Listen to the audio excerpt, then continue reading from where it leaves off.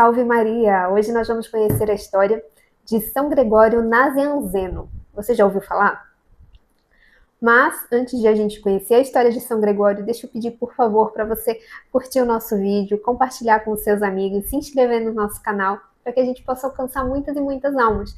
Toda semana a gente está trazendo várias histórias de santos pouco conhecidos da igreja, mas que têm uma história muito profunda, muito rica, em conhecimento, em virtudes e na fé, para que a gente possa ser iluminado pela vida dos nossos santos católicos.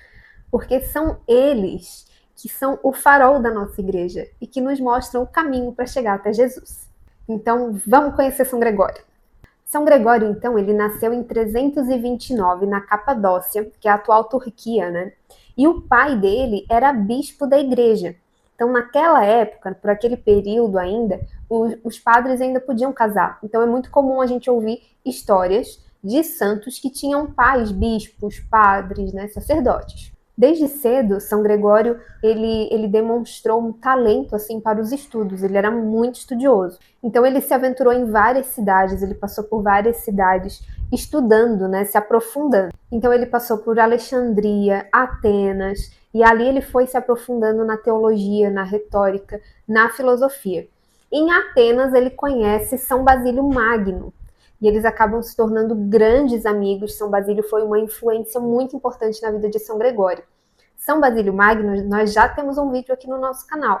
Foi o vídeo que nós postamos antes desse aí. Então dá uma olhadinha para você também conhecer a história de São Basílio.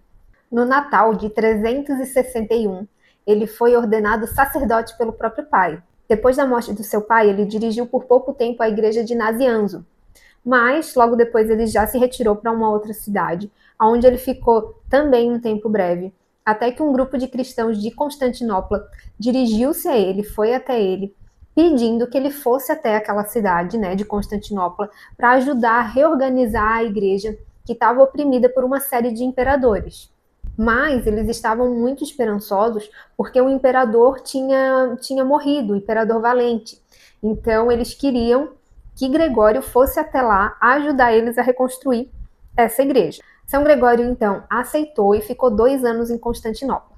Quando ele chegou até lá, toda a cidade, as igrejas, os prédios locais ali estavam todos sob a mão dos arianos. E aí ele conseguiu residência, conseguiu um lugar para morar por causa de um parente dele que morava lá.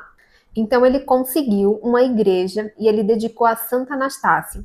E os sermões dele eram tão bons, traziam tanta sabedoria e passava uma fé tão grande para o povo que atraía muitas pessoas e teve um público sempre cada vez mais numeroso e com isso muitas conversões. Então, em 380, Teodósio ele foi aclamado, né, imperador. E esse imperador, então, ele ajudou os cristãos, os católicos, né? E aí ele pegou e devolveu os bens que os arianos haviam tomado, né, para os católicos. Por um período, Gregório ele se viu em dúvida entre a vida monástica, a vida de oração, e ao estudo e ao serviço pastoral. Então, primeiro, ele se envolveu mais ativamente nos assuntos da igreja, ele contribuiu muito para a doutrina cristã, e a maior contribuição dele foi na defesa da Trindade contra o arianismo. O arianismo era uma heresia que negava a divindade de Cristo. Então, Gregório é mais lembrado pelo papel dele no primeiro concílio de Constantinopla, que foi em 381, onde as suas ideias ajudaram a formular o credo niceno-constantinopolitano, reafirmando a crença na Trindade, no Pai, no Filho e no Espírito Santo. Os seus sermões, especialmente os 5 discursos teológicos conhecidos como Oração ao Espírito Santo, foram fundamentais para esclarecer a natureza da Trindade e a divindade do Espírito Santo. Ele dominava o grego, que era a sua língua materna, mas também ele tinha um conhecimento assim, considerável do latim e do hebraico, e isso ajudou ele a estudar as escrituras nas suas línguas originais. Em 381, o primeiro Concílio Geral de Constantinopla reconheceu São Gregório como bispo da capital. Porém, os bispos do Egito e da Macedônia impugnaram essa designação. Então, São Gregório foi obrigado a voltar para a cidade dele, para Nazianzo, por onde aí mais ou menos 2 anos ele se dedicou à pastoral daquela comunidade. Finalmente, então, ele se retirou para Arianzo, a fim de se dedicar aos estudos. Em 390, então, Deus acolhe em seus braços esse servo fiel, que com tanta inteligência tinha defendido Deus, né, a Trindade Santa, nos seus escritos e também falado tanto de Deus em suas poesias. São Gregório de Nazianzeno, então, ele é venerado tanto pela Igreja Católica quanto pela Igreja Ortodoxa, e há festa memória dele dia 2 de janeiro, junto com São Basílio Magno.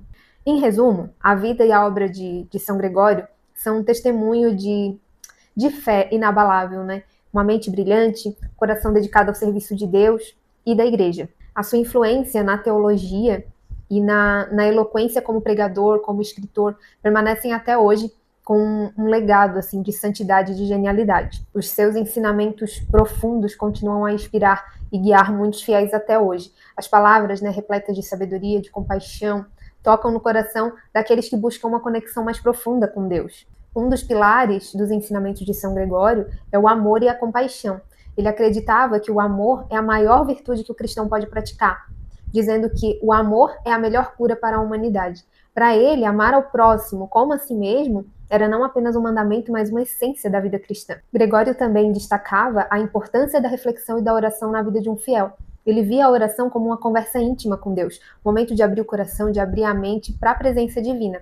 Falar com Deus é mais importante do que o sol, ele dizia.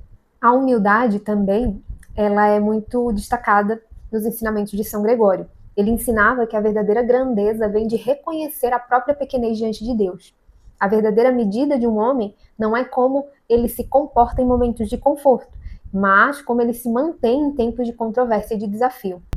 Para São Gregório, a educação espiritual também era essencial. Ele acreditava que a fé deve ser informada e que o estudo das escrituras e dos ensinamentos da igreja são fundamentais para o crescimento espiritual. Então ele incentivava todos a buscarem sabedoria, conhecimento. Ele dizia que a ignorância é o pior inimigo da alma. São Gregório também dava muita ênfase para a unidade da igreja. Ele via a igreja como um corpo único, composto de muitos membros, né, mas unido a Cristo. E ele dizia que onde há divisão, não há Deus. Então ele ensinava, incentivava os cristãos a superarem as suas diferenças e trabalharem juntos pela causa do Evangelho. Além da sua influência teológica, São Gregório teve um impacto significativo na liturgia da Igreja. Ele é acreditado, né, como um dos que estruturaram as práticas litúrgicas e que essas práticas enfatizavam a majestade e a santidade de Deus, que contribuía para o desenvolvimento da espiritualidade e para o aprofundamento da oração na vida dos fiéis. Ele também foi um pioneiro na educação cristã. Os seus sermões, cartas, poemas não só defendiam a fé contra as heresias, mas também serviam como ferramenta educacional para instruir os fiéis nas verdades da fé. Então, a sua abordagem pedagógica ajudou a moldar o pensamento cristão e a promover uma compreensão mais profunda dos mistérios da fé. Uma das maiores contribuições de São Gregório foi na formulação do conceito da Trindade. Então, ele esclareceu a natureza de Deus como sendo única, essência em três pessoas distintas, né? O Pai, o Filho e o Espírito Santo. E esse ensinamento, então, tornou-se um pilar da fé cristã, que é essencial, né? Como a gente conhece hoje. Além da Trindade, ele também teve um papel crucial para esclarecer a natureza de Cristo. Então, ele defendeu, né, fervorosamente, que Cristo possuía duas naturezas, né, a divina e a humana, unidas em uma única pessoa, sem confusão ou sem divisão. Então, essa compreensão também é fundamental para a teologia cristã, porque ela afeta diretamente a crença na salvação e na redenção. Ele também destacou muito a importância da liturgia na vida da igreja. Então, ele acreditava que a oração e o culto não são apenas ato de devoção pessoal, mas também meios de experimentar e participar dos mistérios divinos. Então, as suas contribuições litúrgicas, incluindo numerosos hinos e sermões, continuam a enriquecer também as práticas de adoração cristã até hoje. Outro aspecto que também é notável na influência é a ênfase que ele dava no uso da razão na fé. Ele argumentava que a fé cristã não é irracional, mas pode e deve ser entendida e explicada através da razão.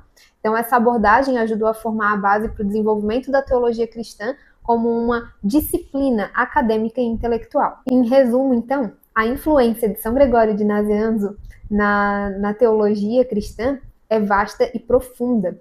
Então, seu legado não apenas moldou os ensinamentos centrais do cristianismo, mas também demonstrou como fé e razão podem coexistir harmoniosamente, né? Sua vida e sua obra continuam a inspirar, a guiar cristãos em todo o mundo.